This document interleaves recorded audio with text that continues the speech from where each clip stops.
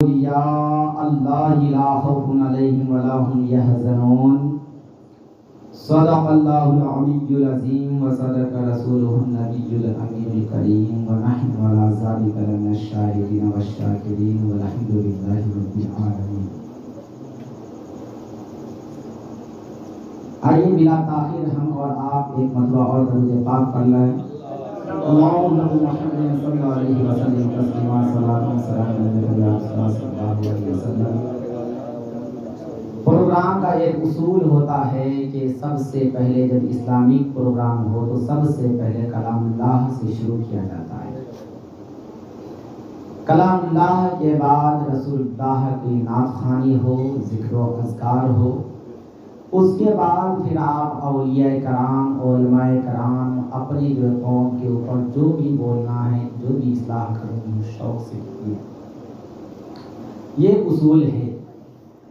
تو آئیے حصول برکت کے لیے میں بھی چاہتا ہوں کہ 2-3 شعر سرکار کی شان میں پڑھوں، حالانکہ میں ترنم میں نہیں پڑھتا ہے نا۔ شاعر کہتے ہیں کہ سہارا چاہیے سرکار، کیا چاہیے؟ سہارا چاہیے سرکار زندگی کے لیے، سرکار سہارا چاہیے زندگی کے لیے، تڑپ رہا ہوں مدینے کی حاضری کے لیے، تڑپ رہا ہوں مدینے کی حاضری کے لیے۔ حضور نبی اکرم صلی اللہ علیہ وسلم ایسا کوئی انتظام ہو جائے، یا رسول اللہ، یا رسول اللہ صلی اللہ علیہ وسلم ایسا کوئی انتظام ہو جائے، سلام کے لیے حاضر غلام ہو جائے، سلام کے لیے حاضر غلام ہو جائے، نصیب والوں میں میرا بھی نام ہو جائے، نصیب والوں میں میرا بھی نام ہو جائے، جو زندگی کی مدینے میں شام ہو جائے، جو زندگی کی مدینے میں شام ہو جائے۔ میں شاد شاد مروں گا اگر دم آخر، میں شاد شاد مروں گا اگر دم آخر، زباں پہ جاری محمد مصطفیٰ صلی اللہ علیہ وسلم کا نام ہو جائے۔ وہ بزم خاص جو دربار عام ہو جائے، امید ہے کہ ہمارا سلام ہو جائے۔ سہارا چاہیے سرکار زندگی کے لیے، تڑپ رہا ہوں مدینے کی حاضری کے لیے۔ اور شاعر کہتے ہیں کہ ولیوں میں سب سے اونچا ولایت ہے غوث اعظم کی، ولیوں میں، کیونکہ یہ سرکار غوث اعظم رضی اللہ تعالیٰ عنہ کی محفل ہے، تو سرکار غوث اعظم رضی اللہ تعالیٰ عنہ کی شان میں کہتے ہیں شاعر کہ ولیوں میں سب سے اونچا ہے، ولیوں میں سب سے اونچا ہے غوث اعظم، قائم ہر ایک شے پہ حکومت ہے غوث اعظم کی۔ ولیوں میں سب سے اونچا ولایت ہے غوث اعظم کی، قائم ہر ایک شے پہ حکومت ہے غوث اعظم کی۔ اللہ بات ان کی کبھی ٹالتا نہیں، اللہ بات ان کی کبھی ٹالتا نہیں، مردوں کو زندہ کرنا کرامت ہے غوث اعظم کی، مردوں کو زندہ کرنا کرامت ہے غوث اعظم کی۔ اور شاعر کہتے ہیں کہ مدینہ سے منگوایا جاتا ہے، مدینہ سے منگوایا جاتا ہے، بغداد میں پلایا جاتا ہے، یہ عشق کی میں کتابوں سے نہیں نگاہوں سے پلایا جاتا ہے۔ حضرات محترم، اللہ تعالیٰ ارشاد فرماتا ہے الا ان اولیاء اللہ لا خوف علیہم ولا هم يحزنون، کہ بے شک جو اللہ کا ولی ہوتا ہے، اللہ کا محبوب ہوتا ہے، انہیں نہ کوئی خوف ہے نہ کوئی ڈر۔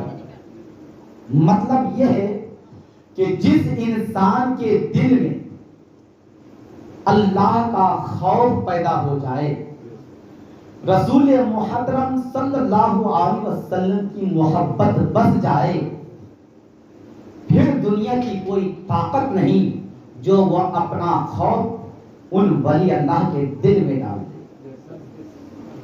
اگر اس کے بارے میں آپ جاننا چاہتے ہیں، آئیے ہم آپ کو ایک ولی کامل جو ابھی بھی بغداد شریف کی سرزمین میں اپنے مزار مقدس میں آرام فرما رہے ہیں، جن کا نام حضرت سیدنا جام رضی اللہ تعالیٰ عنہ ہے۔ کون جام؟ وہ جام جو پیالہ کو سیدھی کرے تو پورا بغداد نظر آئے، اور بغداد اگر جب پیالہ کو پلٹ دے تو سارا بغداد اس میں چھپ جائے۔ ایک بار کا واقعہ ہے، ہلاکو خان بادشاہ تھا ایران کا، ہلاکو خان بادشاہ تھا ایران کا۔ کون ایران؟ وہی ایران جس میں سیدنا شیخ عبدالقادر محی الدین جیلانی غوث اعظم رضی اللہ تعالیٰ عنہ کی ولادت بسعادت ہوئی، جو آپ کا مسکن تھا، اسی ایران میں یہ ہلاکو خان بادشاہ رہا کرتا تھا۔ کون ایسا بادشاہ ہے نہیں جس کی چاہت یہ نہ ہو کہ میری سلطنت زیادہ سے زیادہ دور تک پھیلے؟ اسی طرح سے ہلاکو خان کے ذہن و فکر میں بھی بات بیٹھی ہوئی تھی، اور اس وقت کے اس زمانے کے مسلمان آج کے مسلمان کے طرف بے مروت ہو چکی تھی، دین سے دور ہو چکا تھا، شریعت مصطفیٰ کو پیٹ کے پیچھے ڈال دیا تھا۔ انہیں صرف دنیا کی عیش و عشرت کی زندگی چاہیے تھی۔ اسی بیچ میں وہ ڈاکہ ہلاکو خان بادشاہ کے ذہن و فکر میں آیا کہ مجھے بغداد کے اوپر حکومت کرنی ہے، اپنی سلطنت کے پیمانے کو بڑھا کر کے سرحد بغداد سے بھی آگے لے کر کے جانا ہے۔ ان باتوں کو ذہن و فکر میں لیا، اپنے تمام فوجیوں کے بیچ میں سپہ سالاروں کے بیچ میں مشورہ کیا، اور کرنے کے بعد سپہ سالار کو متعین کر کے وہاں سے ایران سے بغداد کے لیے جنگ کرنے کے لیے اپنے فوجوں کو بھیج دیا جاتا ہے۔ یہ خبر بغداد میں خلبلی مچا دیتی ہے۔ جب خلبلی مچاتی ہے، یہ سب کے سب مسلمان جو کوئی شراب کے نشے میں دھوت رہنے والا، جو نشے پر اور جوا اور سکتے میں بالکل غرق رہنے والا، جو نماز سے دور رہنے والا، جسے شریعت مصطفیٰ سے کوئی مطلب نہ رہنے والا، جو نام نہاد کا مسلمان بن کر جینے والا، وہ آ کر کے حضرت سیدنا جان کی بارگاہ میں آتے ہیں اور کہتے ہیں سرکار ہلاکو خان نے اپنے فوج کو بھیج دیا ہے مسلمانوں کے اس خوبصورت شہر کو ویران کرنے کے لیے، یہاں پہ قتل عام کرنے کے لیے۔ وہاں پہ سرکار حضرت جام رضی اللہ تعالیٰ عنہ کہتے ہیں کہ جب یہ معاملہ ہے تو میں کیا کر سکتا ہوں، میری بس کی بات کچھ نہیں۔ اب وہ سب کے سب وہاں پہ سرکار کی بارگاہ میں بیٹھ جاتے ہیں اور کہتے ہیں سرکار آپ کے اختیار میں ہماری جان ہے، آپ کے اختیار میں ہمارا مال ہے، آپ کے اختیار میں ہماری سب کچھ ہے، آپ جو کہیں گے ہم کریں گے، لیکن آپ ہماری جان کو بخش دیجیے۔ جان دینے والے اور لینے والی ذات کس کی ہے؟ اللہ کی۔ اور عراق والے، بغداد والے جان کی بھیک کن سے مانگ رہے ہیں؟ جام سے، اللہ کے ولی سے، اللہ کے محبوب بندہ سے۔ یاد رکھنا مسلمانوں، اللہ تبارک و تعالیٰ کا ارشاد پاک ہے کہ اگر کوئی میرا محبوب بندہ ہو جاتا ہے، اگر کوئی میرا ولی ہو جاتا ہے، جب وہ ولی بولتا ہے تو میں اس کی زبان ہو جاتا ہوں، جب وہ اپنے ہاتھ سے کسی کو کچھ دیتا ہے تو میں اس کا ہاتھ ہو جاتا ہوں، جب وہ کہیں چلتا ہے تو میں اس کا قدم ہو جاتا ہوں۔ حضرات محترم، جب ان مسلمانوں کو دیکھا کہ بے بس ہو چکا ہے، بے سہارا ہو چکا ہے، لاچار ہو چکا ہے، سیدنا شیخ جام کرتے کیا ہیں؟ ایک کاسے کا پیالہ تھا آپ کی بارگاہ میں، اس کاسے کے پیالے کو آپ پلٹ دیتے ہیں، وہاں پہ ہلاکو خان کا پورا فوج آتا ہے، بغداد کو تلاش کرتے کرتے پریشان ہو جاتا ہے، جب بغداد شہر نہیں ملتا ہے وہ سب کے سب وہاں سے واپس چلے جاتے ہیں۔ جب واپس جاتے ہیں بادشاہ ہلاکو خان کو یہ ساری باتوں کی جانکاری دی جاتی ہے کہ یار تم بیوقوف تو نہیں ہے، جب وہاں شہر تھا تو غائب کیسے ہو جائے گا؟ غائب کیسے ہو جائے گا؟ بولیے ہو سکتا ہے کیا؟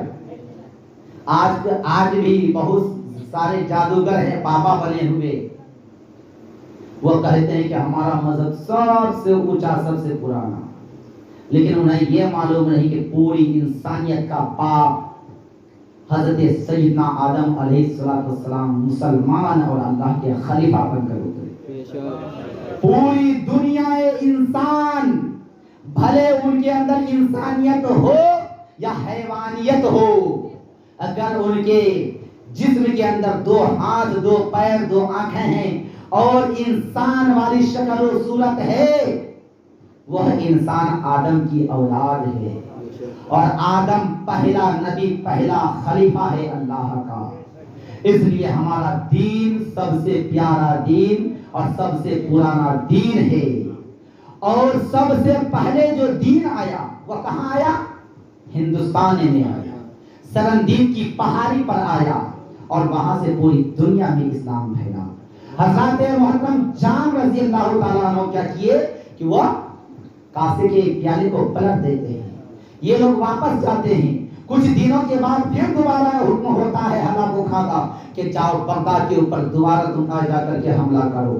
پھر دوبارہ جب وہ لوگ آتے ہیں، اس بیچ میں مسلمانوں کو موقع تھا سنبھلنے کا، اپنے گناہوں سے توبہ کرنے کا، اپنے پاپ سے پراشچت کرنے کا، لیکن واہ رے مسلمان واہ، جب تمہارے اوپر مصیبت آئے، جب تمہارے اوپر مصیبتوں کا پہاڑ ٹوٹنے لگے، جب تمہاری جان پہ خطرہ منڈرانے لگے، جب تمہارا مال تباہ و بربادی کی راہ پر آنے لگے، تب تمہیں اللہ کا ولی نظر آتا ہے، جب تمہیں اللہ نظر آتا ہے، جب تمہیں اللہ کی عبادت نظر آتی ہے، لیکن جیسے ہی وہ بلائیں ٹل جاتی ہے تم اللہ کو بھی بھول جاتے ہو، اللہ کے محبوبین کو بھی بھول جاتے ہو۔ یہ کیسی بغاوت ہے، یہ کیسے چہرے کو پھیرنا ہے؟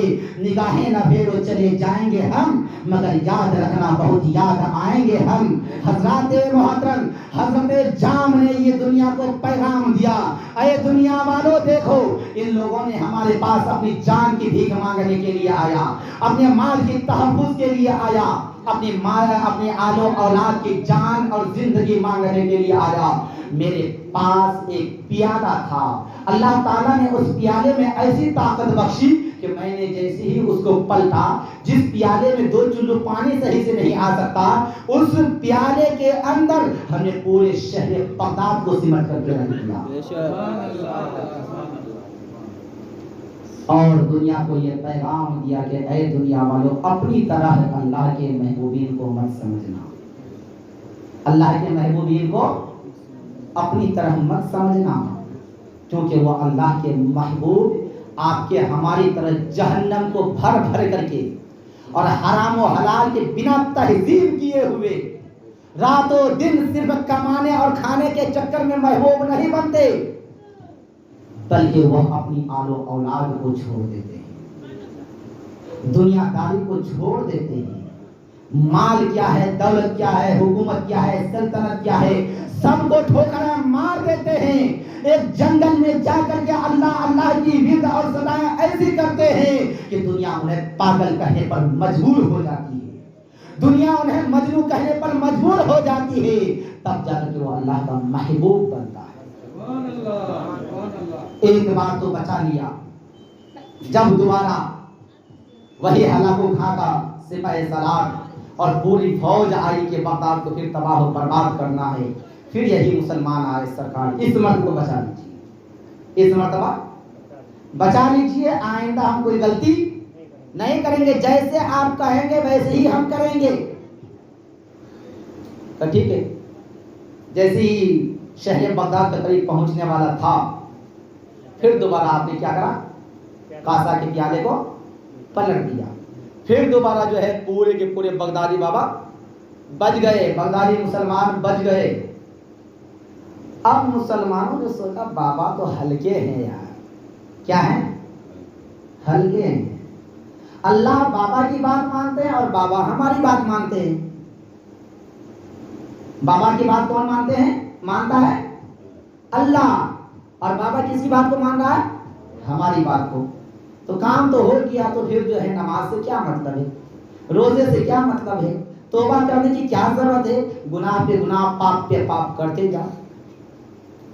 لیکن کہاوت میں آپ نے سنا ہوگا کہ گھڑا کا پاپ کا گھڑا جب بھر جاتا ہے تو اسے بھرنے میں ٹائم نہیں لگتا. جب دوسری بار جب واپس گئے ہلاکو خان کو یہ خبر دی گئی، ہلاکو خان بادشاہ نے کہا چلو اس مرتبہ جنگ کی تیاری کرو، اس مرتبہ میں خود سپہ سالاری کروں گا، میں خود بغداد پہ چڑھائی کروں گا اور میں خود بغداد کو مٹاؤں گا. حضرات محترم، پھر تیسری بار وہاں سے جو ہے فوج نکلنی شروع ہو جاتی ہے. جب فوج بغداد کے قریب آتا ہے، پھر تیوارا یہ بھولے والے مسلمان پھر جان کی بارگاہ میں جاتے ہیں، سرکار بچا لیجیے، اس مرتبہ بچا لیجیے، اس مرتبہ کے بعد کوئی غلطی گناہ نہیں کروں گا. جیسے ہی سرکار سیدنا جام رضی اللہ تعالیٰ عنہ اپنے پیالے کو پلٹ رہے تھے، رب کی طرف سے حکم ہوا کہ اے جام اب پیالے کو مت پلٹ، اب پیالے کو مت پلٹ. 2 بار تیری بات رہی، اس بار میری بات رکھ. اور صرف رکھ نہیں بلکہ یہ تمام کے تمام مارے جائیں گے، اور ساتھ میں تو بھی جام شہادت کے لیے تیار ہو جاؤ. جام شہادت کے لیے تیار ہو جاؤ. ہلاکو خان آئے، تمام مسلمانوں کو قتل عام کیا اور حضرت جام رضی اللہ تعالیٰ عنہ کو بھی جام شہادت کی ملی. کن کی وجہ سے؟ ہم جیسے گنہگار قوم کی وجہ سے. میرے بزرگوں اور دوستوں، جب ہمارے علماء بتائیں تو ان کے دل میں صرف ایک خوف ہے، دوسرا کوئی خوف نہیں، کہ میں مولانا ہوں. میں کیا ہوں؟ مولانا ہوں. ان کی سمجھ میں نہیں آ رہی، لیکن میری سمجھ میں یہ آ رہی ہے کہ اللہ کی بارگاہ میں مجھے جواب دینا ہوگا کہ اے عارف رضا، تجھے میں نے ایک عالم دین بنایا تھا، قوم کی رہنمائی کے لیے بنایا تھا، قوم کی غلط فہمیوں کو دور کرنے کے لیے بنایا تھا، قوم کی اصلاح کرنے کے لیے بنایا تھا، قوم کو شراب پینے سے دور کرنے کے لیے، جوا اور سٹے بازی سے دور کرنے کے لیے. لیکن تم نے کیا اپنے قوم کے بیچ میں جا کر کے جیسی قوم کرتی تھی اس کی ہاں میں ہاں ملاتا رہا؟ کیا تو نے میرے پیغام کو اپنی قوم تک پہنچایا؟ تو یہ عالم کیا جواب دے رہا ہے؟ مولا کیا کر رہے ہیں؟ اگر ہم کوئی بات سچ کہتے تھے تو ہمارے قوم ہم سے بغاوت کر کے مسجد سے ہی بھگا دیا کرتی تھی. کیا کرتی تھی یہ قوم؟ آج رات میں بیان دیا کہ شراب مت پیو، چوری مت کرو، جوا اور سٹے بازی مت کرو، بےمانی مت کرو، امام اور علماء کے دل کو مت دکھاؤ، ان کے ساتھ ناانصافی مت کرو. صبح میں ادھر سے کمیٹی والے محلے والے رجسٹر کو ساتھ میں لے کر کے آیا، مولانا تم نے میرے خلاف رات میں بیان کیا ہے، محلے والے کی تم نے بغاوت کی ہے، جلدی سے تم اپنا بوریا بستری اٹھاؤ اور یہاں سے روانہ ہو جاؤ. حضرات محترم، کاش یہ مسلمان اتنا سمجھ لیا ہوا ہوتا کہ یہ جو مولانا بول رہا ہے یہ کوئی اپنے باپ کے گھر کی نہیں بلکہ رسول پاک کے گھر کی بول رہا ہے. آج اس مولانا کو رسوا کرنے کی کوشش کر رہے ہیں، لیکن بروز قیامت میں ہم پورے محلہ پوری کمیٹی رسوا کیے جائیں گے. بے شک آج محلے میں 10 20 50 100 آدمیوں کے سامنے میں ایک عالم دین کو ذلیل کیا جاتا ہے، لیکن بروز قیامت میں پورے سماج کو منظر عام لاکھوں اور کروڑوں کے بیچ میں نہیں، اربوں خربوں کے بیچ میں، اول سے لے کر آخر تک انسانوں کے بیچ میں ذلیل کیا جائے گا. کیونکہ ایک عالم دین کی صرف اور صرف